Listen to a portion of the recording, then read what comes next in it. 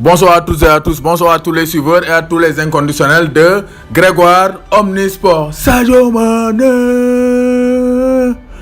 Mané, Sadio Mané, l'enfant de Bambali, la fierté du Sénégal, va disputer une deuxième finale de Ligue des Champions consécutive. Après donc la défaite face au Real Madrid, Sadio Mané va en découdre avec le vainqueur Ajax Tottenham, donc le 1er juin au Wanda Metropolitano à Madrid, fële ci Espagne. Donc justement l'Espagne est actuellement en désarroi parce que Liverpool vient donc de tabasser. Liverpool dañoo door Barça ba ñu tëdd une fessée seen xott yi lañ jël tàpp leen tàpp yu metti tànn par 4 la voilà lii mooy tànn par 4 Origi 2 Wijnaldum 2 waaye lii neexul sama gars yi lii neexul Mané donc Liverpool s'est imposé contre tout attendant parce que ñëpp ñu ñoo xalaat ne Liverpool mën naa gagner mais empêcher le Barça de marquer. Klopp sa waxoon na ko en conférence de presse comment faire pour empêcher le Barça de marquer et Liverpool l'a fait. Liverpool a été conquérant, Liverpool a été donc explosif, incisif, décisif. Liverpool a bien réussi son challenge, Liverpool a bien réussi son pari. Liverpool a effectué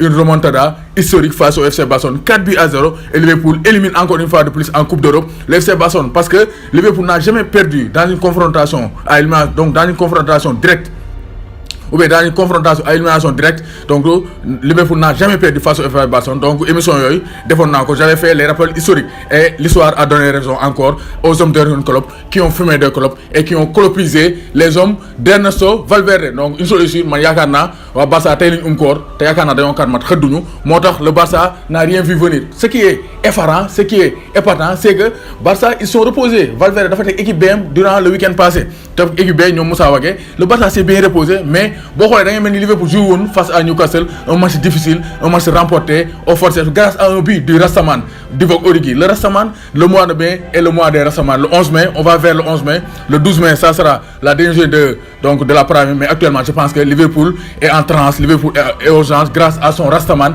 Divock Origi, l'homme du mois de mai à Liverpool. Parce qu'avec ses Rastas, il a marqué un doublé, il a marqué le premier but. Donc après un arrêt réflexe de Marc-André ter Stegen, il a bien suivi pour ouvrir donc le score et mettre le doute dans la tête des joueurs d'Ernesto Valverde. Après Liverpool, bàyyiwuñu avec un pressing incessant. Donc Liverpool pressing bu métti lañ teg FC Barcelone te la mooy avantage Liverpool seen terrain bi dafa ndaw contrairement au Camp Nou bi xam dafa yaatu moo tax gars yi dañu doon wax Van Dijk li mayeen Van Dijk donc c'est pas évident nga marqué foofu le FC Barcelone parce que seen terrain bi dafa yaatu te Messi bu accéléré foofu day métti mais boo xoolee donc les terrains anglais sont beaucoup plus petits, sont beaucoup plus étroits, sont beaucoup plus petits moo tax actuellement donc le Barça a eu du mal à développer son jeu te gis nañ ne Liverpool est à l'aise dans son jardin.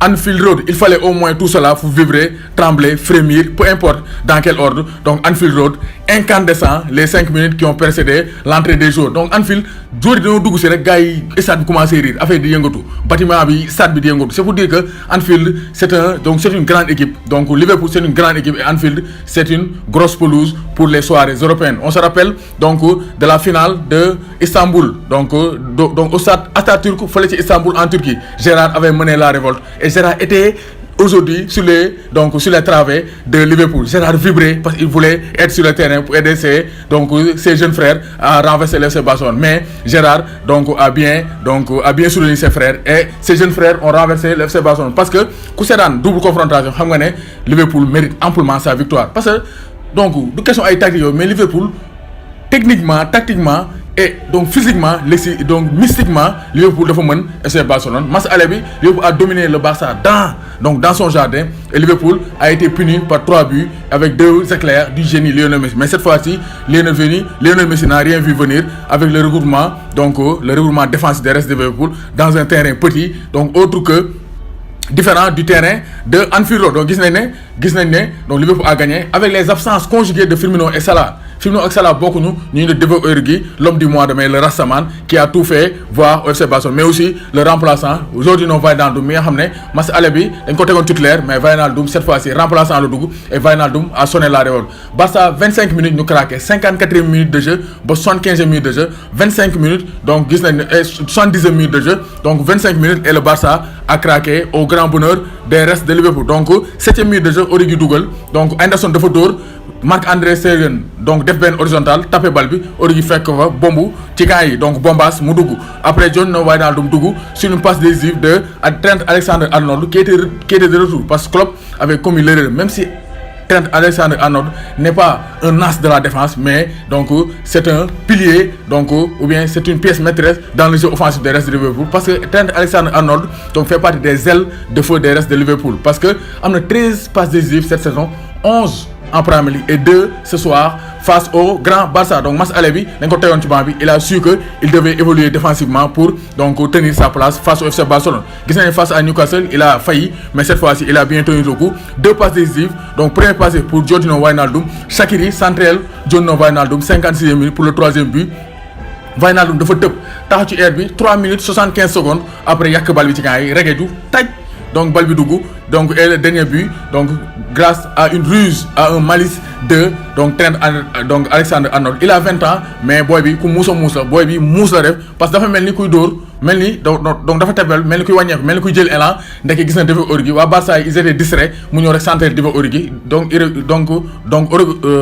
Divock Origi wóoy la bal bi donc ci camp yi c'était le 4-0 et Divock Origi mettait Liverpool en extase et Anfield Road tombé en transe donc Liverpool dans le jeu donc gis nañ Liverpool pressing haut de belles transmissions te gis nañ ne ci attaque bi Liverpool téye bal bi lu bare ay Salah li doon téye bal bi di durdante Liverpool téye bal bi un jeu direct le Liverpool indi un jeu direct qui a déstabilisé la défense du Barça parce que l'anglais Piqué ak kii di Sergio Busquets ils étaient à la rue moo tax Barça donc tey doxuñu parce que seen défense bi dañoo faillir grâce à la rapidité et au jeu rapide donc déployé par les restes de Liverpool. Pourquoi? Parce que Liverpool xamoon nañ ne il faut que ñu teg gars yi pression xëpp leen safara si pour dugal le maximum de buts moo tax tey Klopp n'a pas calculé et Klopp a bien géré et les joueurs de Liverpool étaient donc au four offensif et au moulin défensif. Donc Sadio Mané aussi a réalisé une belle rencontre. Il a été surtout fort dans le pressing parce que Sadio Mané premier rideau pressing bi moo ko doon def ce qui a empêché ce qui a gêné les relances de FC Barcelone te xam nañ ne Barça seen première relance nekk na seen force mais tey Sadio Mané a été donc fort dans le pressing parce que Sadio Mané c'est un joueur physique